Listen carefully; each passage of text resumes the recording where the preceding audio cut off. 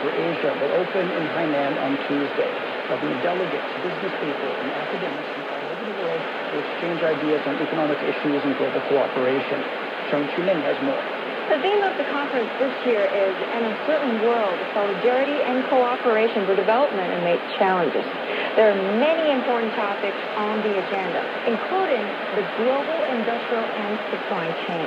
Carbon neutrality is also expected to be a focus of discussion.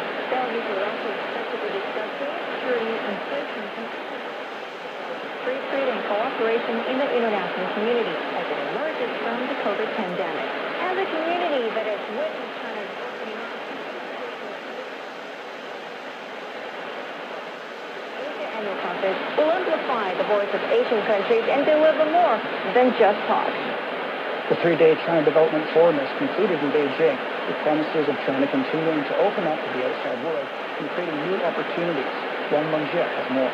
In a congratulatory letter sent to the China Development Forum, Chinese President Xi Jinping restated the nation's commitment to further opening up, creating opportunities for the world with new advances in its development.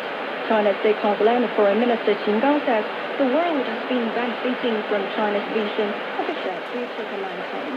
During his meeting with ASEAN Secretary General Cao Qinghong, Qin highlighted the significance of cooperation between the two sides. China and ASEAN have followed the principle of peaceful coexistence among neighboring countries. The foreign minister says China has also shown willingness to work with ASEAN to completely implement the declaration on competitive China's non-financial outbound investment surged over 35% from over 100 U.S. dollar currency ODI stood at around $20 billion during the period, an increase of 26% from the year earlier. Non-financial ODI increases $1 billion to 27% to $4 billion U.S. dollars, accounting for 20% of the total. The U.S. Federal Deposit Insurance Corporation says First Citizens will buy Silicon Valley Bank.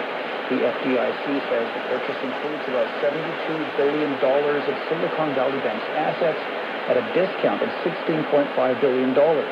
First Citizens is a bank holding company based in North Carolina.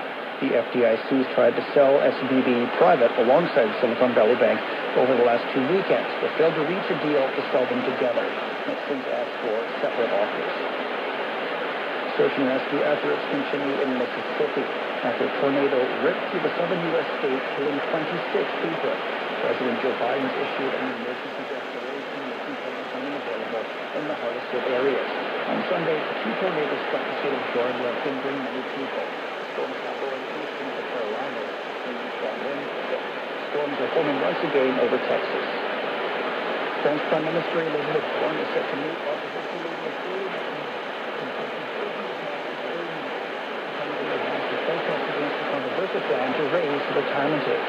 Police and protesters have clashed regularly in Paris and other cities and started at the transport. This will be part of exhibits for this year's China Import and Export Fair, also known as the Content Fair. Machines and other products suitable for outdoor agricultural production. Officials estimate that more than 30